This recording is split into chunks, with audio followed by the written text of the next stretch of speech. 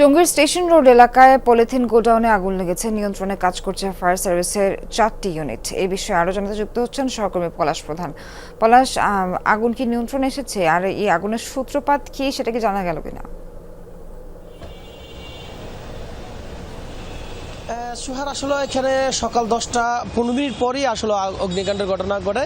ঠিক এর কয়েক গজের পাশে কিন্তু টঙ্গী ফায়ার সার্ভিস স্টেশন। তাৎক্ষণিকভাবে ফায়ার সার্ভিসের 3টি ইউনিট ঘটনাস্থলে এসে মূলত আগুন নিয়ন্ত্রণের চেষ্টা করে। এর পর কিন্তু আরেকটি ইউনিট যুক্ত হয়। মোট 4টি ইউনিটে 1 ঘন্টার চেষ্টায় এখন আগুন নিয়ন্ত্রণে এসেছে। তবে এখানে ফায়ার সার্ভিসের ভাষ্য অনুযায়ী বলা যায় যে সেটি হচ্ছে যে এখানে যে শুধু আসলে জুট গোডাউন বা পলিথিন গোডাউন তাই নয়, এখানে কিন্তু পার্শ্ববর্তী কেমিক্যাল গোডাউন রয়েছে, তেলের গোডাউন থেকে শুরু করে অনেক ভয়ঙ্কর পরিস্থিতি ছিল, সেটি কিন্তু আসলে মোকাবেলা করতে সক্ষম হয়েছে ফায়ার সার্ভিস। সেটি হচ্ছে যে পার্শ্ববর্তী ফায়ার সার্ভিসের একটি পুকুর ছিল, সেই পুকুর থেকেই মূলত পানি সরবরাহ করতে পেরেছে। এই জন্য আগুন নিয়ন্ত্রণ করতে অনেকটাই তাদের সহজ হয়েছে। তবে ধোঁয়ার কারণে যেহেতু এটি একটি জুট গোডাউন এবং পার্শ্ববর্তী আমরা দেখেছি যে টায়ার এবং কেমিক্যাল সহ বিভিন্ন আসলে তেলের গোডাউন এখানে রয়েছে, সেক্ষেত্রে তাদের অনেকটাই আসলে ব্যাগ পেতে হচ্ছে। 1 ঘন্টার চেষ্টা সেটা আগুন নিয়ন্ত্রণে এসেছে। ফায়ার সার্ভিস বলছে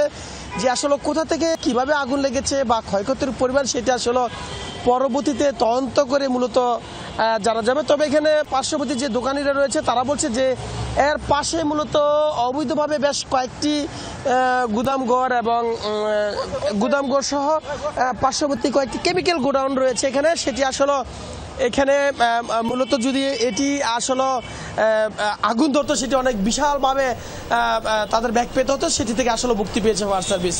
পলাশ, আপনাকে ধন্যবাদ।